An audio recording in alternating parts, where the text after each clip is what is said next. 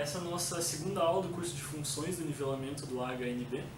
Hoje nós vamos trabalhar alguns tópicos. Primeiro nós vamos dizer o que é uma relação entre dois conjuntos, depois definir função, falar de domínio, contradomínio e imagem e da lei de formação de uma função. Bom, primeira coisa, uma relação. Uma relação é qualquer correspondência entre os elementos de dois conjuntos, ou seja, qualquer correspondência de elementos do conjunto A, por exemplo, com elementos do conjunto B, eu posso dizer que é uma relação. Só que ele tem uma restrição, sempre tem que ter um conjunto de partida e um conjunto de chegada. Nesse caso, o A é o nosso conjunto de partida e o B é o conjunto de chegada. Bom, então uma relação entre esses dois conjuntos é qualquer correspondência entre elementos deles. Por exemplo, se eu pegar esse primeiro elemento aqui do conjunto A e ligar ele com os dois primeiros elementos do conjunto B, isso daqui já é uma relação entre os conjuntos A e B. E eu posso ligar, enfim, todos esses elementos de A com elementos de B da maneira que eu quiser, isso vai ser uma relação, certo? Então isso aqui, por exemplo, é uma relação do conjunto A com o conjunto B. Um tipo específico de relação são as funções. Bom, aqui a definição de funções. Uma função é uma relação em que cada elemento do conjunto de partida tem um único correspondente no conjunto de chegada. Tem dois pontos muito importantes aqui. Primeiro, cada elemento do conjunto de partida. Então, o conjunto de partida vai ter um número definido de elementos e todos esses elementos têm que estar relacionados com um elemento do conjunto de chegada.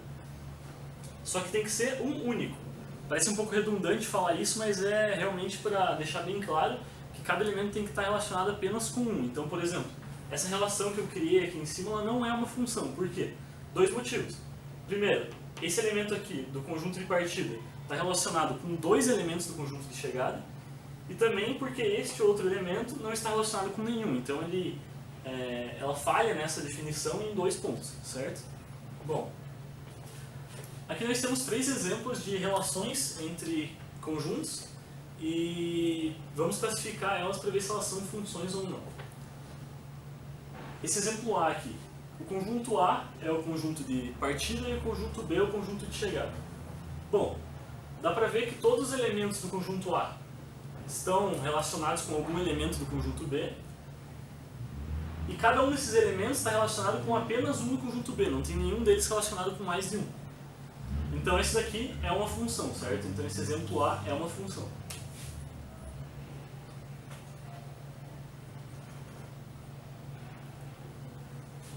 O exemplo B. O exemplo B já falha logo no primeiro elemento do conjunto de partida, porque é esse elemento que não está relacionado com nenhum elemento do conjunto de chegada. E esse elemento aqui está relacionado com dois, o que também infere aquela definição, então essa aqui não é uma função. No exemplo C, todos os elementos de A estão relacionados e todos estão relacionados apenas com um de B. Pode gerar uma certa dúvida esse exemplo pelo seguinte motivo. Existem dois elementos de A que estão relacionados com o mesmo elemento de B e existem dois elementos de B que não estão relacionados com elementos de A. Mas isso não é um problema, porque a definição só fala dos elementos do conjunto de partida. Então, podem sobrar elementos do conjunto de chegada e também pode ter elementos do conjunto de chegada que estão relacionados com mais de um elemento do conjunto de partida e isso não é um problema. Então, essa daqui também é uma função.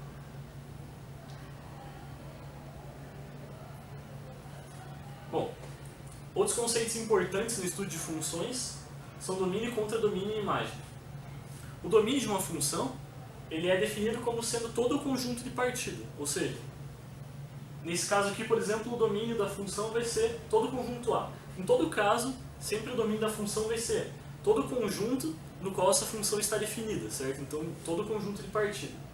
Contradomínio, como o nome já diz, ele vai ser o contrário do domínio, ele é todo o conjunto de chegada. Nesse caso aqui, todo o conjunto B. Nesse caso aqui também, todo o conjunto B é o contradomínio. A imagem, ela é uma restrição do contradomínio. A imagem é o conjunto de todos os elementos do contradomínio que estão relacionados com algum elemento do conjunto de chegada. Então, por exemplo, aqui no exemplo A, todos os elementos de B estão relacionados com algum elemento de A. Então, nesse caso aqui, o contradomínio é igual à imagem. Então, a imagem vai ser o próprio conjunto B, certo?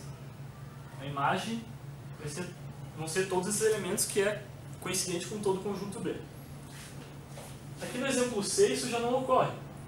A imagem vão ser só os elementos do contradomínio, ou seja, os elementos do conjunto B, que estão relacionados com algum elemento do conjunto A. Esses dois aqui, das pontas, eles não estão relacionados com nenhum elemento do conjunto A, então eles não fazem parte da imagem, mesmo sendo parte do contradomínio. Então a imagem dessa função aqui vai ser o conjunto formado por esses dois elementos. E nós também podemos dizer imagem de cada elemento, ou seja, por exemplo, a imagem do primeiro elemento aqui do conjunto A é o primeiro elemento do conjunto B. A imagem, além de ser um nome para todo o conjunto dos elementos que estão relacionados com algum elemento do conjunto de partida, ela também pode ser dita como o elemento do conjunto B que está relacionado a um certo elemento do conjunto A. Então, esse elemento aqui é a imagem desse aqui, certo? Bom, um tipo de função um pouco diferente dessas que nós estamos trabalhando aqui com esses diagramas são as funções que têm uma lei de formação. O que é uma lei de formação? A lei de formação ela vai descrever a função. Normalmente ela tem duas características. Ela tem uma descrição mesmo, por exemplo,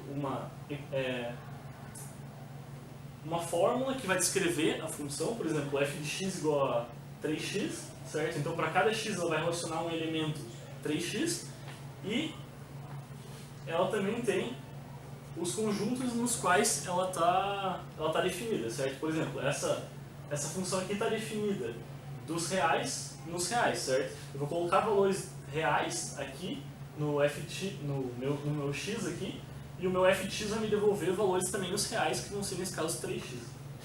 Bom, só que a lei de formação ela pode também restringir o domínio e a imagem de certas funções. Por exemplo, nesse caso aqui, o domínio dela realmente são todos os reais.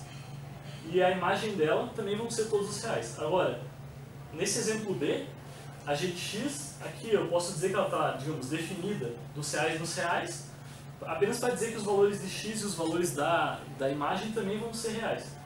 Só que tem um problema aqui, porque eu não posso ter um denominador igual a zero.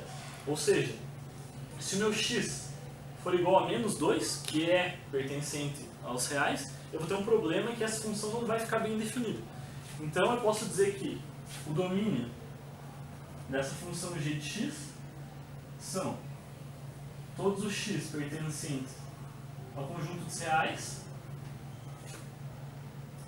tais que x é diferente